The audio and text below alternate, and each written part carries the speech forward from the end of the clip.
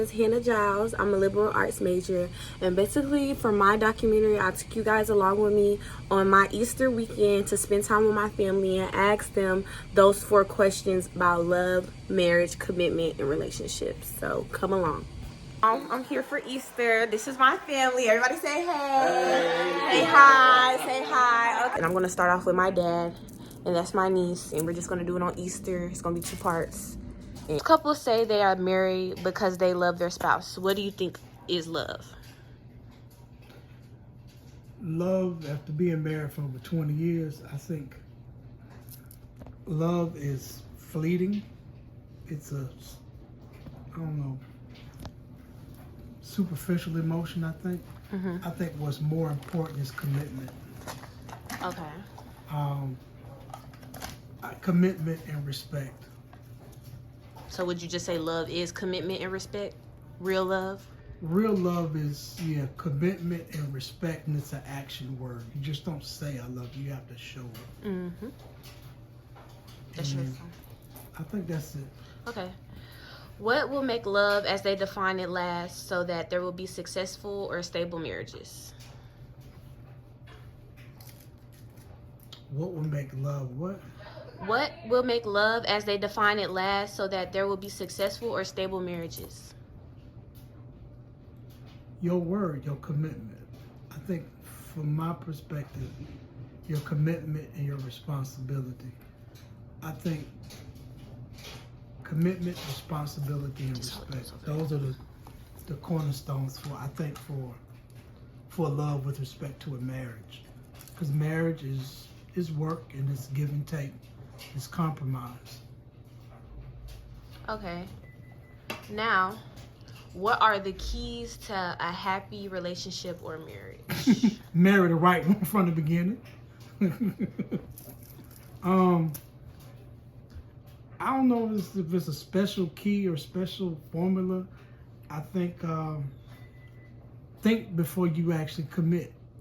Think about what you can tolerate and what you can't tolerate from your person. Is this the person that you're going to be with for the rest of your life?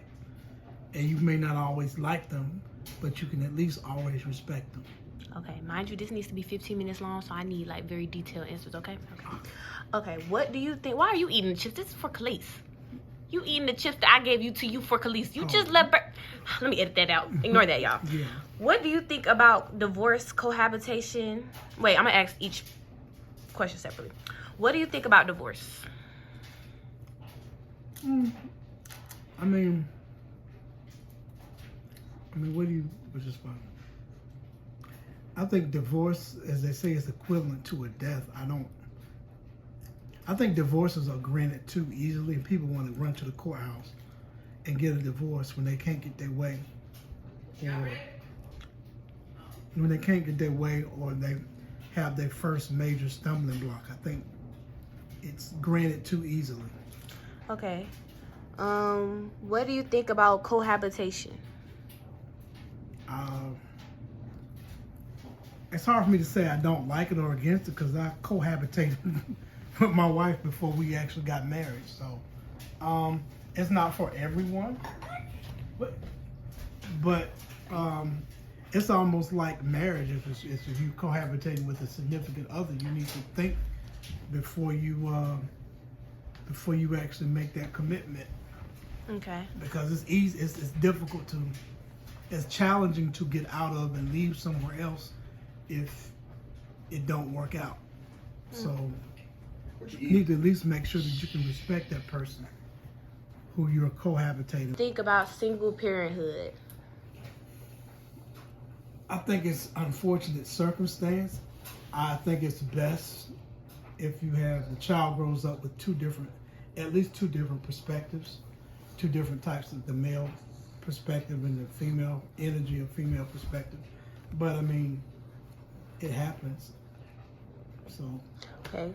What do you think about illegitimacy in American communities? I don't know what you mean by illegitimacy. That's a open term. Well, it was connected to the questions about divorce, cohabitation, and single Talking parenthood. about an illegitimate child? Yeah. I don't know what. I never did like that phrase, illegitimate child. That seems to be really something white folks came up with that shit because, You can't cuss my stuff now. oh, well, I'm just talking how I talk. That seems to be some Eurocentric concept because black folks have always taken care. We never looked at somebody as illegitimate. You have that child, either grandma, auntie, uncle, somebody always stepped up. If the parents couldn't do it, somebody always stepped up to help take care of the child. So, I mean, even in my household, I grew up, technically I was a stepchild, an illegitimate child, but my stepmama helped raise me. She raised me. So, I don't really care for that term, illegitimate child. Okay. For example, the problems of violence in teenage pregnancy are beginning to manifest themselves in a kind of nihilistic destruction in the ghetto that is reflective of lost hope, low self-esteem, and the breakdown of the family. Are what we are experiencing in African American communities today regarding the family, marriages, and couples the same compared to when are they the same compared to when you were growing up, or is it different? And if so, how? Okay, that's a very loaded question. I know. Okay, say that. Okay, you want to break it down a little bit? Okay, so the first question, when you notice that like the low self-esteem and a loss of hope in families, do you notice that in specifically African American communities, do you feel like it's a lot different from when you were growing up, or is it the same? And then I don't think it's changed. Yeah. Why? I don't think it's changed because the low confidence and disparity really comes from not necessarily a dysfunctional family or anything. I think it really comes from lack of economic opportunities. Mm-hmm. If you had if the black family as a household had the same, however you define family, had the same access to credit and wealth as his white counterparts, it wouldn't be as much struggle or as much feeling of lack of esteem. So would you feel like we kind of stuck low key? Yeah, I think it's an economic thing more so than a family thing. Okay. What are the causes or origins of today's social problems?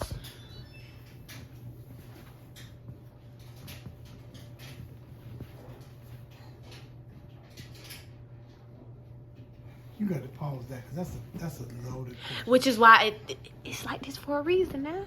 It's supposed to be 15 minutes long. I think the social problems come from a lack of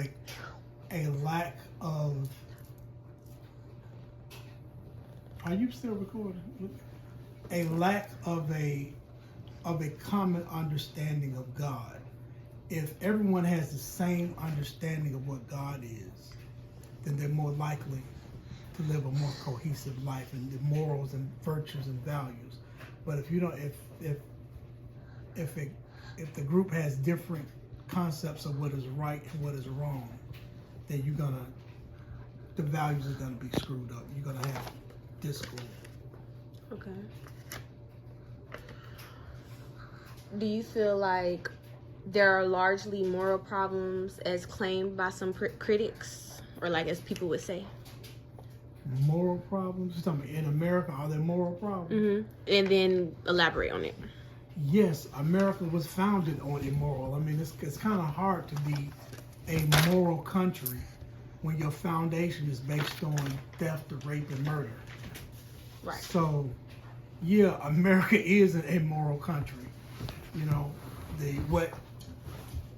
what rules America is not morals, or not any code of ethics, but really capitalism. So that's my thought process on that one.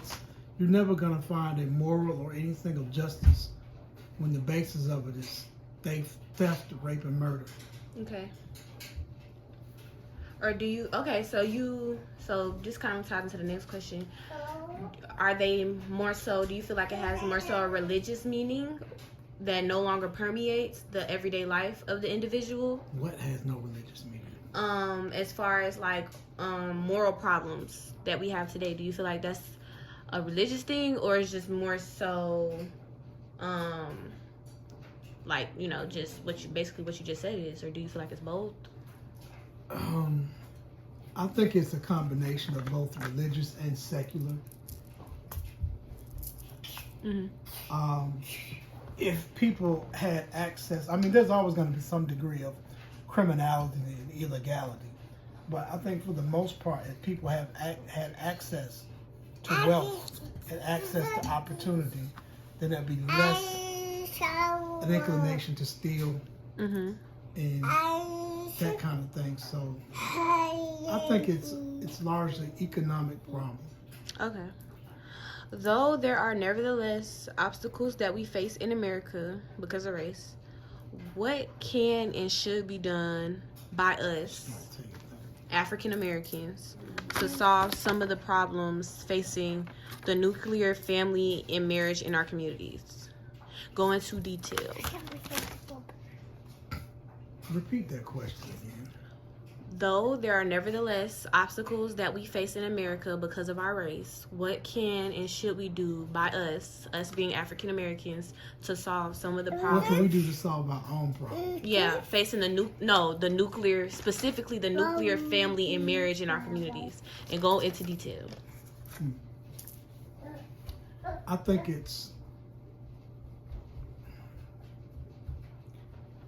I remember reading W.E.B. Du Bois, The Souls of Black Folk. And what I took away from that is that even though the economic times were a lot harder then than there are now, the black family structure has always been more solid and stronger. It was more of a community base, raising the family. So if your mom and dad was difficult, had problems raising, then the neighbor would step in, or your aunt to your uncle. Whereas now everyone's so spread out, it's less of a community feeling. And I think if black folks did more to create their own community, that would help more so with the nuclear family. Because the community really is supposed to be an extension of your family. Okay. Now, I want to ask something about that. Do you feel like, but I also feel like back in the day, because you are referring to back in the day, correct? That sounds good, but there were also a lot of cases where it was what happens in the house stays in the house, or there was a lot of situations where things just weren't being brought up, or it was deemed as okay. For example, the creepy uncle you got that be doing little weird stuff that nobody said nothing about, but now that kind of stuff I feel like is more, people speak up more. I feel like that's another thing that I feel like this generation has done better with, is speaking up on a lot more problems. So that's why the community isn't as strong, because we call people out. Could you agree with that? Or could you say that's a permeable reason as to why it's not so community-based, just because we're more vocal when things are wrong, and that might cause a lot of disagreement and problems, especially when it comes to raising kids? You may be right. I mean, I have no real evidence to back that up, but I can see how that logically makes sense. You're more... But when you call people out on their wrongs, it's less likely to create more cohesive feeling of family unit. Exactly. But it's like, I don't think family should just be based off of not calling people out. Maybe you could do it in a more respectful way, or have some type of boundary with it. But telling a person they wrong shouldn't decide if you want to be cool with them. That should really be a respect thing. Like, I appreciate you for letting me know or calling me out, versus letting me walk around acting crazy. Yeah, you know? A lot of times, though, I think it's a lot of ego in the way, when too. you do wrong, you know you're wrong. And nobody likes to be called out on their wrongness. That's why I just say it's a lot of ego in the way, too, that I feel like could play a big part in communities now versus back in the day. I think that may be, I don't know how much of a big part, but I think that is a factor. Okay. Let's see what else.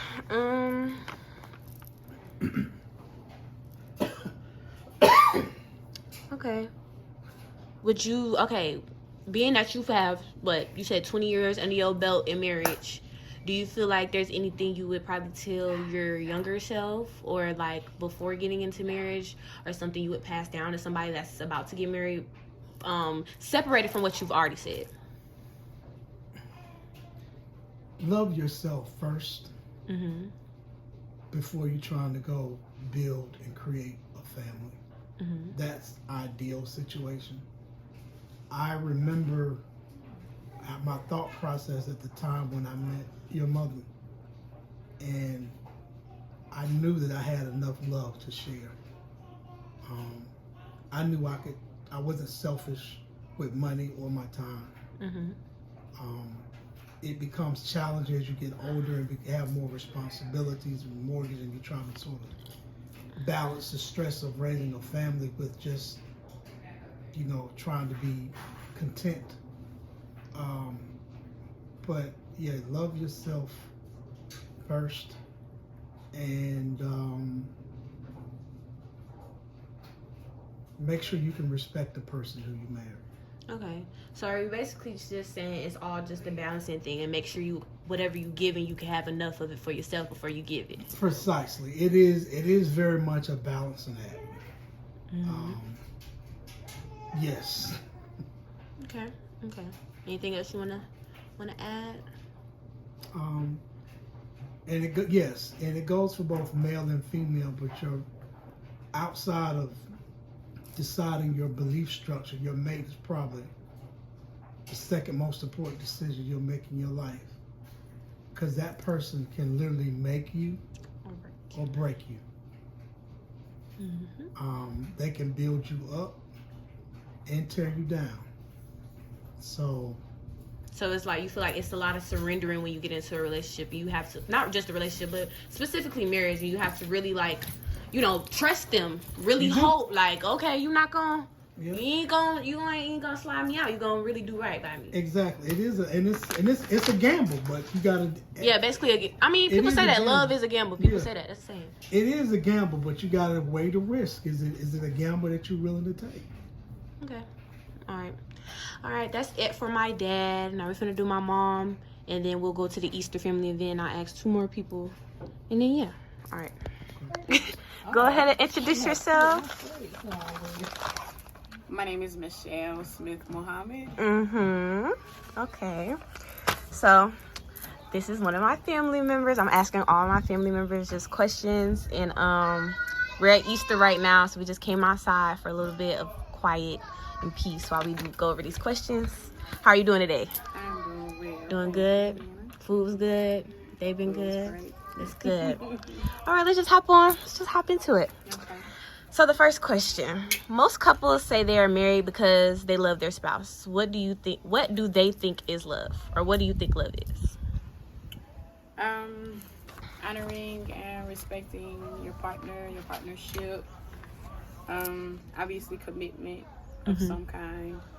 These days, that looks different from traditional historic definitions, but for me, I still believe in monogamy and commitment, caring for each other, going the extra mile that may not be expected, bringing your own sense of self to a partnership. That's pretty much what my dad said too, as far as what did he say? He said commitment and respect. And also loving yourself first before getting in a relationship and having enough love to share with another person. Yeah. All right. Next question. What will make love, as you define it, last so that there will be successful or stable marriages?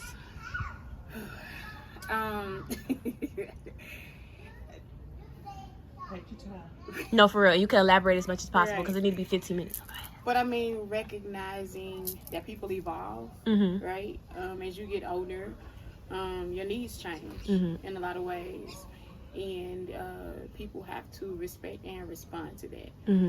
If you get into a relationship thinking that the other person will make you happy, you're doomed to fail. Because that's not Can't depend on anybody for happiness but Exactly. yourself. you have to create your own happiness in order for you to complement someone else's happiness. And that's something that a lot of people don't know getting into relationships. I didn't know that before I got married. So I think the sorry for the background noises, y'all. I'm so sorry, Professor. I'm so sorry. This is real and raw. Right. But yeah, just being able to evolve with your partner, and making space for those changes that are going to inevitably come. It's very difficult if one person in the relationship evolves and changes and the other does not or cannot make space for those changes and those differences. So I guess that kind of goes back to the idea of respect, because you have to recognize whether or not you can continue on the same path with that person. Okay, so you would just basically say it's about growth and communication, acceptance of that growth after, the communication about it. Okay. What do you think are the keys to making a happy relationship or marriage based off what you just said, just more in depth? Like if you could do like 5 bullet points. Like I said, maintaining respect, the recognition of evolution, of personal evolution, not expecting things from your partner that you're not willing to do yourself. So reciprocity. Definitely reciprocity. Knowing your limitations and honestly knowing your partner's limitations, because people are individuals, and people will bring individual positives and strengths, but also stressors and triggers too. Exactly, they bring weaknesses and what we could consider negativities as well. So you really got to know your partner. You really have to know who you're committed to. Okay. All right. Next question. What are your thoughts on divorce? I mean, sometimes it's necessary. When I was younger, I probably would not have given an answer.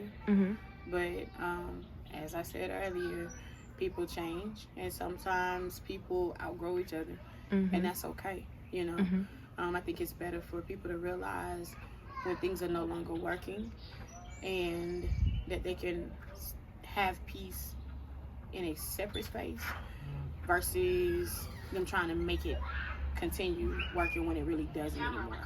Right. Okay. So, it becomes toxic when you can't recognize that it's time to go.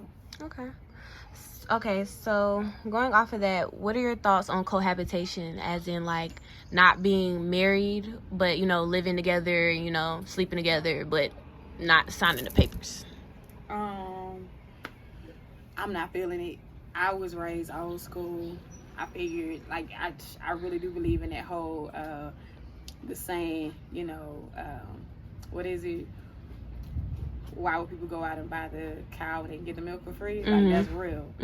I really do think a lot of people mess up their relationships by living together first, because there's no reason to stay there. Like, I don't believe in mixing money. I don't believe in cohabitation. Like, you're not gonna get into any kind of legal anything until you got a ring, right? Because that ring anchors you to that commitment, and I think a lot of people end up in sticky situations when they don't. Agreed. But I can't say my mom and dad, they did cohabitation. They 20 years in, so sometimes it do. Sometimes it works. Sometimes it works. It's just a gamble. You just gotta have that right person. That's what he said. It's a gamble. Okay. Next question. What do you think about single parenthood? Somebody gotta raise those babies. I mean, that's our reality now. I think for our community, what family looks like has evolved and changed, and we're gonna go into that. It's just it's who we are. Like, honestly, it's crazy because I feel like we're kind of going backwards. Like, During slavery, you know, our babies were snatched from us. Our family dynamics were broken in a lot of ways by force. And unfortunately, these days, we got to do it to ourselves, you know. And we have some of those same dynamics with family members being kind of scattered. But like I said, somebody's got to raise those babies, you know. We as women usually are the ones who keep pushing through. But, I mean, I have my brother. He was a single father, dynamic dad, you know, and my nephew was great. So just family is what it becomes, you know. Okay. All right. Next question. What are your thoughts on illegitimacy, specifically with children? Is that a thing anymore? Like, yeah, that even the term bastard, that's really not. That's that European. It really is. It really is. You know, like everyone has a mother and a father. Now, whether or not they're physically in that person's life is another conversation, but we believe in raising our children, you know, regardless of what social dynamics come along with that or whatever that looks like. But yeah, I don't believe in the idea of illegitimacy. Okay.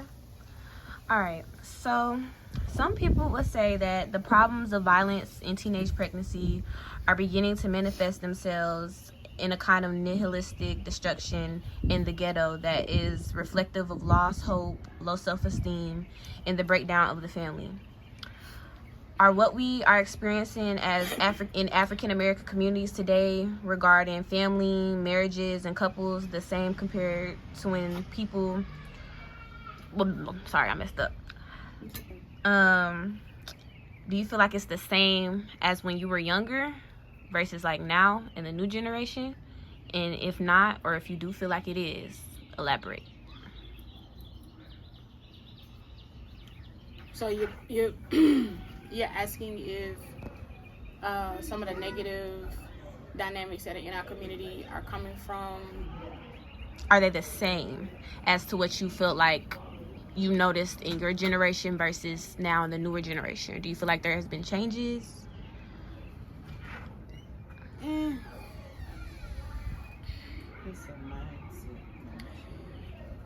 It's like there are some things that are continuing, but then we have some dynamics that are hugely different. So she still won't take me on my arm now. So, you know, She like you because she's not thought most people. Got you, I'm over here trying to record you. Oh, I ain't realize. My bad. I'm sorry. Go ahead.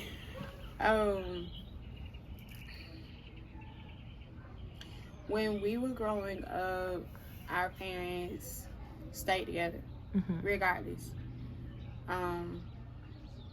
Particularly the women, they stayed despite some hardships that probably should have sent them packing. See, that's what I was just talking to my dad about, because he was like, oh, he feel like it was more community back then. And I was like, I feel like it was more community back then because people were accepting of a lot of things they shouldn't have been doing.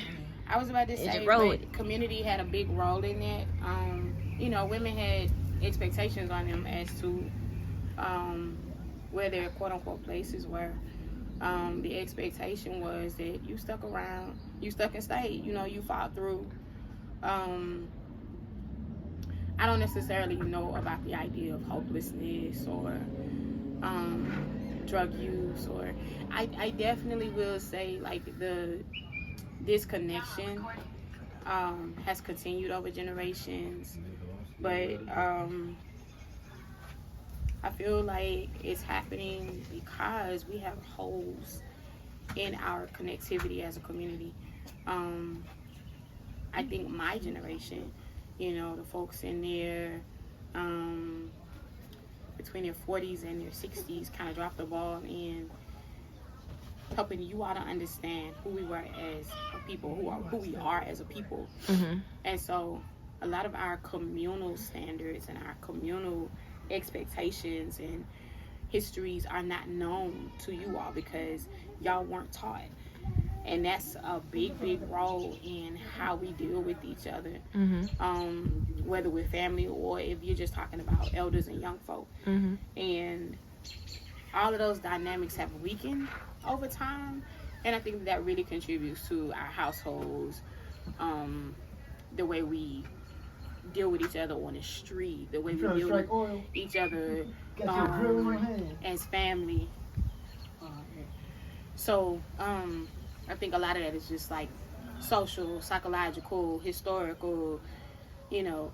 We just have some missing elements that have not been shared with our young people, and it's coming out in some pretty dangerous ways, you know. It's manifesting in ways that could be different. I wish they were different. Okay. All right. Do you feel like you know or have an idea of what the causes or origins of these social problems are? Or what? Slavery. Slavery? Like, they still go back to slavery. They still go back to those dynamics that were never healed.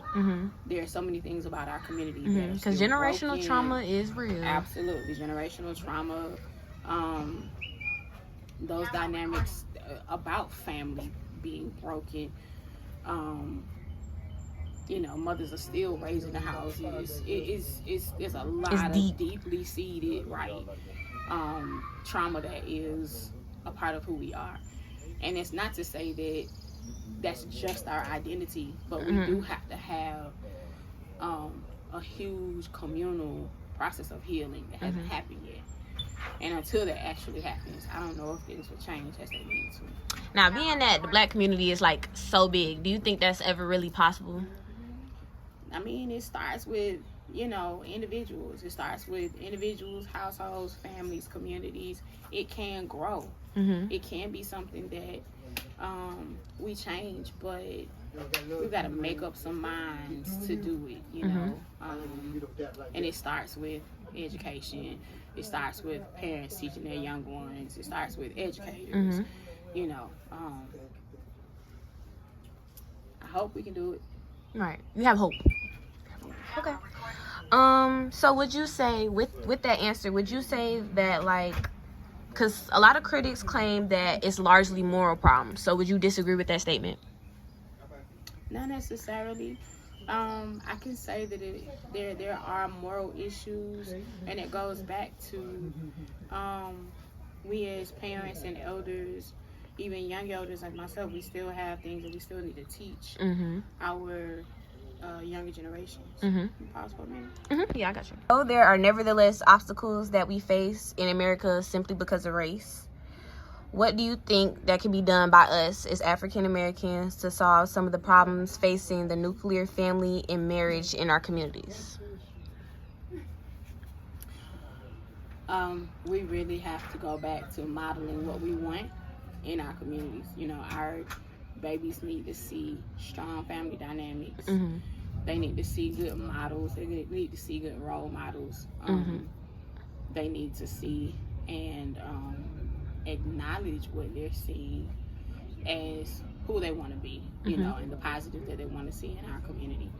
And as older folks, we've got to be cognizant of what we're showing, and recognize that the things that we do impact you all. It impacts the youngest ones, you know, because if they don't see that model of excellence or see that model of love and nurturing and compassion and kinship and bonding, then they don't know how to replicate that. And so I think that's a big gulf. It's a big hole in our communal dynamics, because in a lot of ways our young people are not seeing that model. Yeah, because a lot of this starts off as a childhood, which you see while you're younger. Absolutely. Okay. All right, well, let me see. You answered all the questions very detailed. Thank you so much for your time. Do you have any closing thoughts or anything you would like to add, or any pieces of advice you would give anybody when it comes to love, marriage, family dynamics? Just be open to love, guard your heart, make sure that you know who you're getting into it with. Guard your body and your spirit. Don't give away your your body to just any old body. Mm-hmm. I'm old school in that way as well, because that does open up a whole new dynamic that creates a problem. It's not right. Mm-hmm. And then you can avoid it easily. Yes, it can absolutely be avoided. Hey, protect yourself. They protect your neck. Okay, well, thank you so much for your time. I appreciate this. You're We're going to welcome. check out. All right. Go ahead and introduce yourself. Hello, my name is Candace Irvin. All right. I'm the aunt Of me, of Yeah, course. that's Giles. All right. So, first question is, well, I'm going to elaborate start from the beginning. Most couples say they're married because they love their spouses. What do you think love is? I think love is being able to sacrifice Mm-hmm. while still being happy and in love. Mm-hmm. It's when you're able to give with a cheerful heart, when you are able to grow together with one individual and see yourself with them for not only the good times, but definitely through hardships, and knowing that that's the one individual. Because that's when it counts. That's when it counts. That's the one individual that you'll go through the storm with. Mm-hmm. Okay. So, Okay. so what would, as you define love, what do you think needs to be done so that there are more successful or stable marriages with what you use to describe love? So I think more time has to be spent with actually getting to know the person, and not just for the things that are like for superficial reasons. Yes, beauty and being attractive, all those things kind of fall into play initially, but it's the actual qualities that will, I think, sustain a marriage. So learning how to sacrifice, learning how to compromise. All of those things are important in a marriage, in a relationship in general. Okay. So what do you think, if you could have like 5 key points to a happy relationship or marriage, or tell somebody that's finna like get newly married, what would those things be? I think being open. Mm-hmm.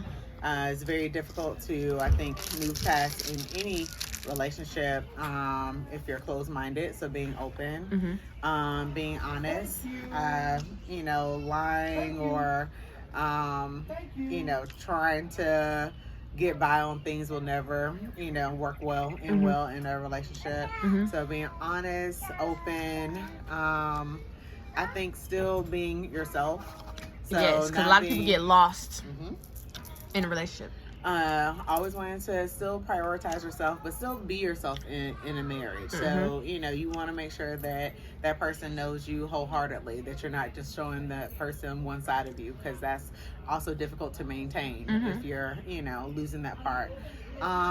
Those 3, I think, having fun, always still wanting to find like the joy in things, and still say 2 more is the compromise, because compromising is important, and being kind. You have to remember, like, this person, you love them, so even if things are you're upset, you're angry, Respect and using your words play a huge part, so still being kind. Okay. All right. So with that being said, what are your thoughts on divorce? I think divorce sometimes can be a necessary situation, just depending on what's happening in the context of the marriage. For me, I don't think anyone goes into a marriage, thinking about divorce or wanting a divorce to happen or anything. But sometimes it's a necessary evil, depending on what's happening in the marriage. Okay. What are your thoughts on cohabitation? I say that as far as living together, but not being married, but still, having bills, you got kids, you're sleeping together, but not signing the papers. So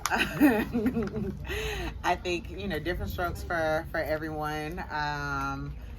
I think it's about what you see like long term. So what is like the purpose of this? If you're both, honestly happy with that situation, that's fine. But once again, you need to be honest with yourself, or else that'll just build, resentment and I think frustration and anger if you're actually wanting to be in a marriage and you're just cohabitating for, the sake of the other person. So I think it works for some people, but you have to be honest with yourself as far as like what your long-term goals are. Okay. All right. Next question. What are your thoughts on single parenthood? Much power to them. I am a new mom. Yes. She just had her baby. What? Yes. How long ago?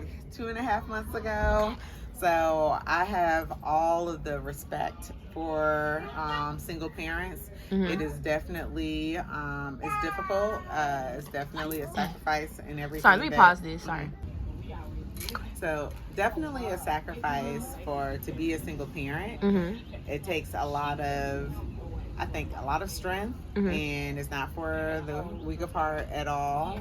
So for those who have to go through that journey by themselves, I think it's a sacrifice. It definitely is, but you do it with the joy and love of raising your child.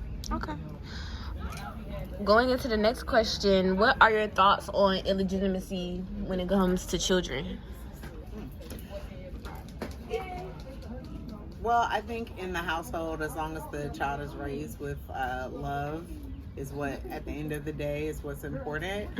But I think there are always going to be a lot of questions around that. I think every child deserves to know, the truth of where they come from and what's going on. So I think that part is important in the household, especially I think long term in terms of like the parent-child relationship. But yeah, it's something that I don't necessarily ever want to happen, but this is life, and that's sometimes people's reality. Okay. All right, so some people would say the problems of violence and teenage pregnancy are beginning to manifest themselves in the kind of nihilistic destruction in the ghetto that is reflective of lost hope, low self-esteem, and the breakdown of a family. Do you think what we are experiencing in African American communities today regarding family, marriages, and couples the same compared when you were growing up? And if not, elaborate. And if you agree, also elaborate. So I think a lot of things have changed from, of course, when I was growing up. I do feel like there are more like two-parent households that are happening. I think the idea of like Black love and being together and being in a relationship that's, long-term is something more that is like growing. But I do feel like you're still kind of battling certain things with social media. There's more things that are out there as far as whether it's like temptation or the ease it is to, either cheat or be unfaithful. All those things are still ever present and growing, but I do feel like the concept of raising a family, being in like a two-parent household has definitely grown from, I think, my time. Okay, so just to piggyback off the problems you were just talking about, what do you think the causes or the origins of these social problems are? I think a lot of it really goes back to our history and the different things. I think the trials and tribulations that as African Americans that we've gone through in general. And I think the picture that this media and outlets try to portray of us, where it is seen like, these things are almost like fallacies, that this is just like a huge dream. I think all of it is kind of this narrative that's put into like the Black household that this will never happen, that this is what that this is what the Black household actually looks like. And I think now we're trying to combat that, and I think it's very important that we're still putting out these like positive images of Black people, just so that we're not buying into, I think, oftentimes what like social media like wants us to believe. Okay. Some critics would claim that these problems are largely moral. Would you agree with that? Not necessarily. I think, to some extent, yes, but I do feel like we're living in a time where a lot of things, it's not based on necessarily like what each individual has done. It's what we've, kind of grown up and lived into this world, into this narrative that we've kind of been raised in. And I think it's something that each individual has to kind of like challenge that thought or that narrative that's being portrayed. So not necessarily, I do feel like we all have kind of like our own individual choices that we must, individually make, but otherwise I think there's context to all these things that we, have to deal with. Okay. Or would you agree with this statement that they could also be because religious meanings no longer permeate in the everyday life of the individual? And if you don't, or if you do, either way, elaborate on it. I think there's so many things that, as far as when we look at religion, the positives, the negatives, where kind of the origin, where it comes from makes a difference. I think how we kind of, I think as African Americans, I think some people are still beholden to Christianity, which I think a lot of, in our culture are grown up and, raised on. But I do think there's a lot more like questioning of it, and, whether necessarily is this specific religion, right for me, is it wrong? I think there's kind of a growing of, being more spiritual in a lot of communities. So I think religion definitely plays a part because it has kind of like this, right and wrong aspect to things. So, if you're raised in that, then you already kind of have that understanding. Right. And so it can definitely guide you into, into your decision making. But I do feel like as we grow, I think there's a lot more questioning that's happening now, as far as like whether religion, as far as how you're going to base your family growing up. Sorry, there. No, I'm looking too. Other things going on in the area. But yeah, I think religion does play a huge part into things. Okay. And with that being said, with people questioning it, do you think it's just growth and like curiosity? Or would you just view it as like people just not wanting to condemn or like just follow? I always think that there's going to be, of course, certain people that is a part of their nature, where whether they, want to question or they just want to go against what like the grain is. But, for others, as you're doing your research and you're learning more and you're seeing like, where did this, base from, like, well, what is the origination for some of these things. So I think there are some people who are just going to say, oh, it's not for me, or they want to go against like what their parents taught them, that kind of thing. And then you have some people who are really trying to go through a spiritual enlightening and who doing the research and really trying to understand, like, does this fit into like their own belief system. And I think that's where you get that other growth aspect for yourself. Okay. Though there are nevertheless obstacles that we face in America because of our race, what can and should be done by us as African Americans to solve some of the problems facing the nuclear family and marriage in our communities? I think sometimes taking a strong look into one, what you want for yourself long term, if this is something that's important to you, but also kind of understanding that as far as a community, the things that we've had to deal with and the challenges, and knowing that I think we grow stronger once we actually grow to like love ourselves, and that in turn I think will grow in terms of actually building a loving households and family and community. But I think there's always trying to combat the images that are portrayed of us in the media, and there's a lot of things that can be very negative. And like once you start to challenge those thoughts and views, I think that's when you can grow within yourself, and that in turn is going to grow into who you fall in love with and how you grow your family and all of those things. But it starts at home. Okay. So to close this off, if you could give like 5 key points to anybody interested in marriage, interested in children, or anything like that, what would those key points be? I think one, being, as I said, I think always kind of being true and honest with yourself to make sure that when you're making these choices, that it's something that you're ready for, that you're prepared for. Because once it starts, happening, there's no going back. It's no going back. Like once you have a child, it's there. Once you are in a marriage, there's a lot that you have to go through sometimes to get out of that marriage. And it's still gonna be effects and it's still after. Gonna be effects. So you have to be honest with yourself as far as like what you're willing to sacrifice, what you're willing to deal with. I will also say, believe in yourself. A lot of times people feel like they're not going to make a great parent, or that no one's going to love them. And I think we sometimes like feed into like these lies and things that we tell ourselves. So I think, believing in yourself, believing that, you're capable, you're able to do it. If your heart is in the right place and you're coming from a place of love and kindness, that's important. Being financially sound, these things cost money. So, yes, I'm not saying you have to be rich or anything to have a child or be in a marriage, but it does make life a little bit easier. The choices and the opportunities that you have make a difference. So yeah, I don't know if that's necessarily 5, but all those. No, that's fine. That's fine right there. Well, we are done. Okay. Thank you so much for your time. Do you have any closing thoughts or anything else you would like to say?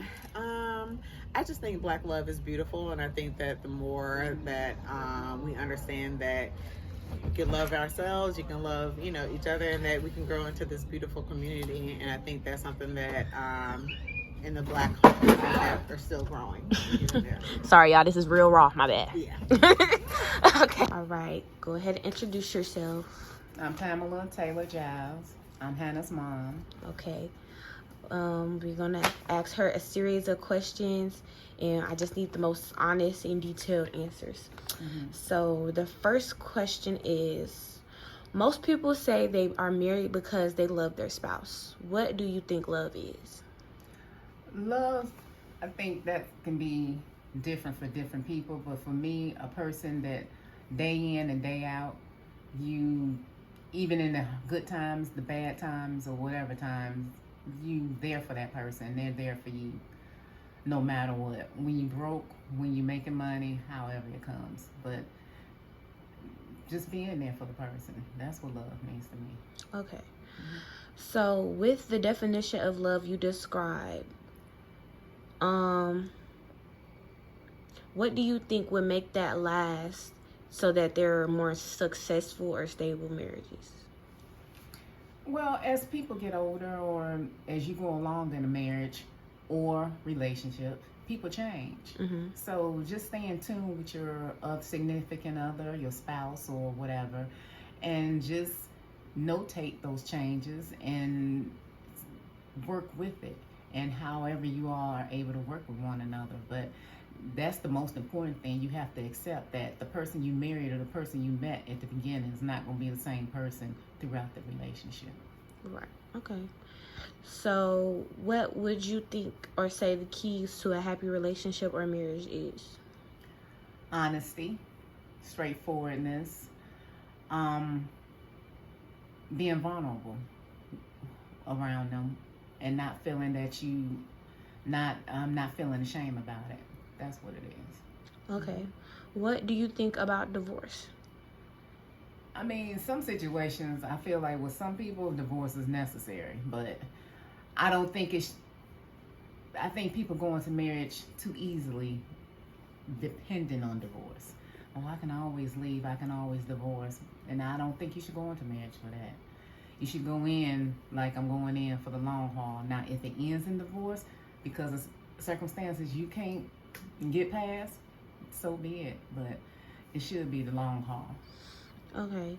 What are your thoughts on cohabitation? So living with the person, sleeping together, sharing funds or whatever the case may be, but not being legally married. I think that works for a lot of people. That's fine. As long as you all understand that, in the event that things happen or someone passes away, you're not going to have a lot of the legalities, or you're not going to have a lot of the things that a person who's married to that person would. For example, you're not privy to their bank accounts, life insurance, or what have you. But you know, it's a lot of responsibility to go along with that. You all have to talk to each other and agree to that if that's what you want to do. But I see nothing wrong with it. People who just feel like we're going to just be together when we want to be together. But that's on you. Okay. What are your thoughts on single parenthood? It's hard. I've never been a single parent, but when your dad was away at law school before you were born, I pretty much had your brother all the time by myself, and that's hard. So I lived as a single parent at that time. So single parenthood is not easy. It wasn't easy for my mom. And she had 4 kids being single mom, so I'm sure that was even way worse. But it's not easy because, you know, you going through changes, the kids growing up, and you can't be everywhere they need you to be all the time. So it's not easy, but it's doable. People do it all the time. Okay. How do you feel about illegitimacy? We're basically saying, like, with children.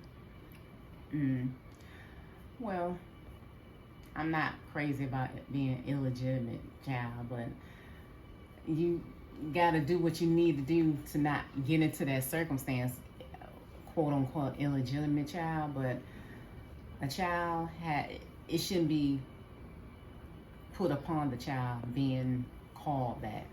If you want to be honest with it, I was technically an illegitimate child. That was too, technically, so, right. You know, people in our culture usually don't go into all of that, but you know, it's never the child's fault, and the child should never feel that it's their fault.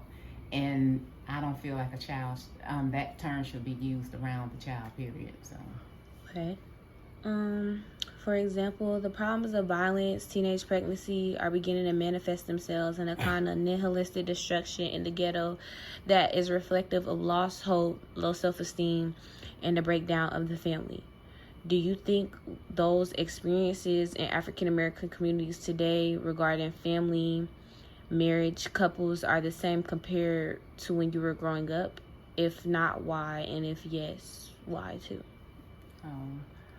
No, I don't think married couples are like they used to be, fortunately, back in the day. I think the female has to take the lead role a little bit more, or she has not just a little bit, I think she has a lot more equity in the relationship, financially, and how everything moves. So I don't think, you know, I understand you still got a lot of the ills, but it's not just black folks, it's a lot of people, period, having issues.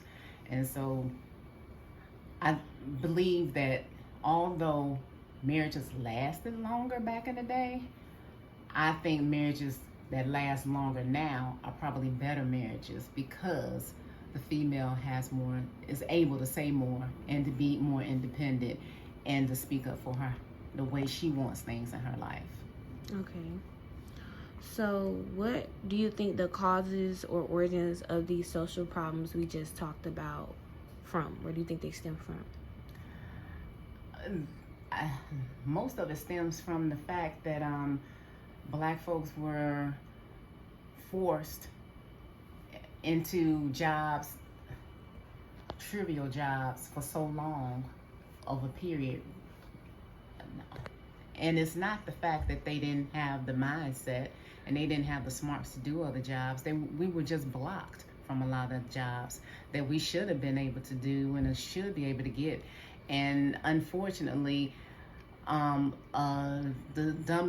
dumb white man get a better job than a black man with about 5 degrees, even still today. So, you know, we just have to keep being smarter as black folks and but find our way around certain issues in a way that the white man constantly trying to move the needle every time. Even when we make the accomplishment, they change it or move the needle so you won't get it. So we gotta stay ahead of the game. Okay. Do you think that this could also be largely a moral problem? And some critics might say that this is just about morals. Well, I feel like United States have least morals of any country. considering how the United States started. So I'm not going to even go into morals or white folks telling me about morals because they have the least of all of them.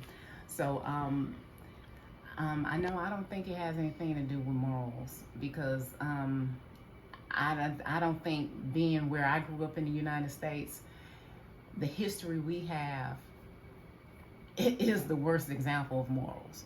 That's what I'm trying to say. So no, that doesn't help me. But you have to, I think reason we move the way we do, our religion, our upbringing, and as Black folks, you have to learn how to do things in your own way. This ties into the next question because I noticed that you mentioned religion. Do you think that it also has to do with religious meanings not being as important in everyday life of individuals versus how it was back in the day? Yeah, that's true. Religious, now when I say religion, it depends on what religion you're talking about. It does just say in general religious meanings. It doesn't say a specific religion. Okay, yeah. Well, in general, but it depends on the religion that we're talking about. And I'm talking about religion that's truly from the truth, and not necessarily a Bible that was very whitewashed. So, but I will say that people have moved away from that drastically, and it's very different today. So yeah. Okay. Though there are nevertheless obstacles that we face in America because of race, what do you think can and should be done by us as African Americans to solve some of the problems we face in nuclear family and marriage in our communities? For one, I just wish and believe that if we concentrate on our young boys and girls when they're young and impose on them on the importance of being two parents, because a child don't come by itself. It has to be a male and a female involved. And my thing is, every child should know both parents, a mom and a dad. Even if the parents not together, they don't necessarily have to be together, but they definitely should. The child shouldn't know who they should be able to touch or know who their parent is. They should know both sides of the family. And that's the important thing. I know because our history, that was not able to happen. But nowadays, that should be able to happen. And the family should stay more involved with their children, even when they grow up. Just being around, the grandparents being around, the aunts and uncles being more involved with their nieces and nephews. So I think that's the most important thing. And that would help develop stronger, better young men and women who will have a better family. Okay. If you could give like 5 key points or word of advice to somebody that's having a child or going into marriage, any type of long-term commitment, because marriage is a long-term commitment and having a baby is a long-term commitment, what would those key points be? Okay. As far as a marriage, keeping things open and constant communication with your children. You have to let them branch out, listen to them, and open up. And you have to be honest with yourself about your children. And I got 3 more points, right? As far as your spouse, keeping communications open, making sure you both understand how you're changing and what you need to do with those changes. And just staying honest with each other and being honest with your children growing up. Okay. All right, we're pretty much done, but we still got 2 minutes left. So would you like to elaborate on anything more as far as with all the questions that was being asked? Do you feel like there's anything else that you would want to say that I didn't ask about? Well, not an exception. Well, when it comes on that last question when you was talking about when you having children, just enjoy your kids throughout their life. Even when they're young till they growing up, just be there to enjoy. I know it be ups and downs and things happen, and you get upset with each other, but you gotta always come back together and listen to one another, because at the end of the day, that's your child and you the parent. And even and that I'm saying with both parents, they have to do that, because in children, they need to learn to take care of their parents. You know, we have a mother-in-law who's getting older, and that's another thing that's going into the family nowadays. You got your elderly, you got the young babies, and you got everyone else in between. So, and everyone needs a certain amount of time and care, and you just have to stay involved with everyone. So everybody can like reciprocate, everybody be able to get some type of, you know, comfortability from each other. Exactly, because you got to take that time. That's why I encourage, that's why I came and got Khalees the other day so she could see her grandmama, because she don't see her as much. And so you all need to be around your grandparents and enjoy them while you can.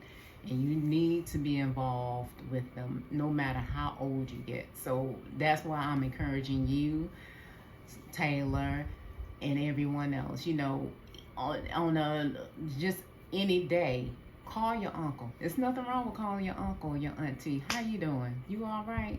Just keeping communications open, because you never know how much that will affect your family members. And that would I have to get on myself about it. I have to make sure I sit down and take the time to call my brothers and sisters. My brothers and sisters are older than me, so they going into another phase in their life. So I need to make sure I take care of that. So that's what I have to say. Just make sure everyone stay in touch. Okay. Well, we're at the 15-minute mark, so we're done. Do you have any closing thoughts or anything else you want to say? No. All right. Say bye. Bye.